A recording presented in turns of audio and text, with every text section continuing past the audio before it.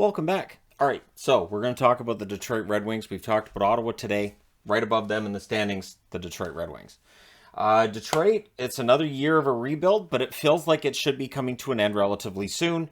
And so, is next year the year, right? So, I'm going to go ahead and jump to my biggest question mark. Is next year the year that we see a leap? We're going to see more young players coming in. There's a lottery coming up on Tuesday. In the event that Detroit wins that lottery, I know the odds aren't in their favor, but hey, teams that don't have the odds in their favor have won the lottery before, so why not Detroit? So they're 32, 40, and 10 on the season. That was their final record.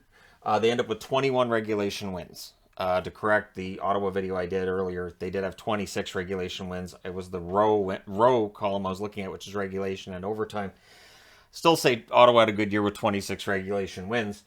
Detroit 21, but there's a lot of hope here, right? And this is a team that right up until around the halfway mark of the season looked like they were going to stay in contention for and maybe push for. There was a lot of hope that maybe Boston would fall off.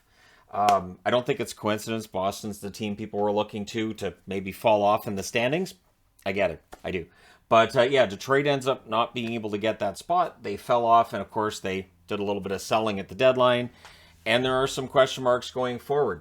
So, to me, the key date, I'll get to the key date too, because I think Detroit I need to approach a little bit differently, is that on April 30th, so after the regular season's done, after all of this is finished, they announced that Blashill won't be back.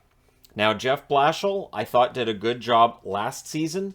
This season, it was harder for me to make the argument. The previous year, Detroit, while they didn't have the results either, they were hardworking. It was very hard for me to find a game that year where they didn't outwork their opponent. They just didn't have the talent level. And this year, it didn't feel quite the same. So whether you want to put that on Blashill or you want to put that on certain players, in the end, it's easier to replace the coach than it is to replace, say, a half a dozen players, if you want to say a half a dozen of them were passengers at points, right? So their goal scoring, 227 goals. They were 25th in the National Hockey League. Their goals against has got to get better. 310 goals against, that was 31st. So the blue line and the goaltending are what will likely be under the microscope the most, although being 25th in goals for means they could probably improve in all areas, right? The good news is with Steve Yzerman running things, odds are you're going to be able to attract guys, and they're not in any kind of a cap crunch either. So Detroit could be an attractive location for free agents for the first time in a while. Their power play, 16.3%. That was 26th, so right in line with their goals for. Their penalty kill actually ends up being worst in the league by the end of the season at 73.8%. They're 32nd. So really rough finish to the season.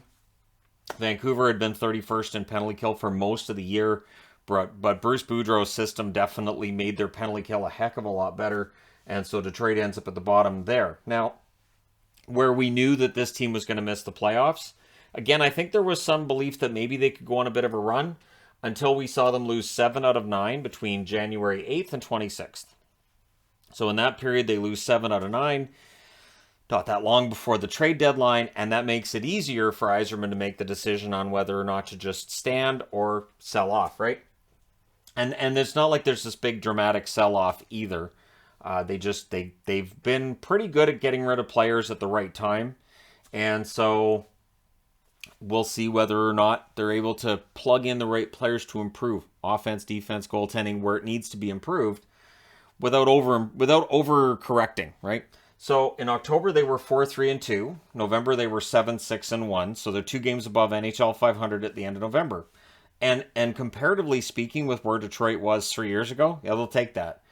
They were 4-5 in the month of December. January they were 5-6-3. Which includes them losing 7 out of 9 during that stretch. February, they're 3-4. March, so this is where they fall off, 3-8-3.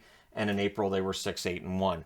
So the final 2 months of the season, they go 9-16-4. So that absolutely negatively impacts their overall record, drops them down further in the standings, improves their lottery odds a bit, right? So for Detroit, for where they're at, I think they're in a pretty good spot. It is hard to pick exactly when a team is ready to make that jump. We saw the Hawks do it when they made their rebuild with Taves and Kane. We watched the Penguins do it when they picked up Crosby and Malkin, and they were bad one year, and then the next year the bounce happens, right? So is Detroit next? I think there's a good chance. And I say that even though they're in the Atlantic, which is a tough division, because I like the team they've put together. It's just a matter, again, of sprinkling in the right players to coax them along. It's like in Ottawa. You've got veteran players, but do you have the right ones in order to win games? And it's the same question Detroit's going to have to ask. So you have to look further than just, well, we've got old players, so we're good. More to it than that. So Larkin was the leading scorer this year. It felt like he took a next step as well as both a leader and as a scorer. 71 games, 31 goals, 38 assists, 69 points. Heart and soul player, absolutely really, really good player. Bertuzzi, 68 games, 30 goals, 32 assists, 62 points. He got off to a fast start. It fell off towards the end of the season. It felt like anyways. But again, he's not the only one. There were a number of players that did. Raymond, 82 games, 23 goals, 34 assists, 57 points. There were deafening chants of Calder from the fan base, which seemed to settle down as the season went along. I think for Raymond, I think the second half of the season, probably tough because an 82-game schedule is a lot of games. And so for young players coming in, there's that rookie wall that they hit. I can totally understand that. And so it's one of the reasons why rookie players traditionally don't necessarily get as many points. And of course, you have other reasons, conditioning, size, and just being used to the game and all that, and just not being intimidated either. But Raymond's year was very good, and I think he's going to build on that. Moritz Seider, 82 games, 7 goals, 43 assists, 50 points. He does have a chance to win Rookie of the Year. I don't think it's the end of the world if he doesn't. Because, well, Zegras is the guy who had all the fancy plays, so it's possible he ends up getting a lot of the first place votes. He had a lot of points, too. And for Seider, I do think that out of this rookie class, we're going to look back, say, 5 years from now and say, holy, Seider is such a good defenseman. And then you've got Hronek, who in 78 games had 5 goals, 33 assists, 38 points. I thought Hronek had a decent year. Not fantastic, but I thought he had a decent year. And it's nice to see him get 5 goals. Last year, didn't he have 2 and they were both empty netters, I think? Or there was 1 and it was an empty netter? Anyways, he scored on a goaltender this year, so he's got that going for him. Your pending UFA list is relatively long, but not consequential. So you've got Gagne, a veteran player. If he wants to come back, I'm sure they'll find room. De Keyser, probably done as a Red Wing at this point. Stahl, again, with Stahl, it feels like if he wants to come back, they'll bring him back. I thought Mark Stahl had a very good year, actually. Grice had some ups and downs this year. I think due to his age, I think they look somewhere else. I do think that Nedeljkovic stays as a starter, but it's about finding the right backup for him. And so I think that's one of the searches they're going to be doing in the offseason. Carter Rowney, Hirose, who came in and initially, upon joining the Red Wings, looked like he might be a good top 9 forward for them. It doesn't end up happening. And Calvin Pickard, who has been toiling around in the AHL. I have nothing but respect for him for sticking around, playing the game, even when he's not getting those chances in the NHL. So these are your unrestricted free agents for Detroit. And again, that biggest question mark to me is this team, if Edvinsson comes over, joins the team next year, another really good prospect getting taken in this year's draft, no matter where they take. The top 10 this year looks pretty good. But again, if they win the draft lottery, if they get a top 2 spot, they might be picking up somebody who could join the team and make an impact next season. So for the Detroit Red Wings, I think the worst of it is definitely behind them. I think this year was better than previous years. And once they figure out exactly how the coaching staff's going to look, then we get into free agency and who they might pick up.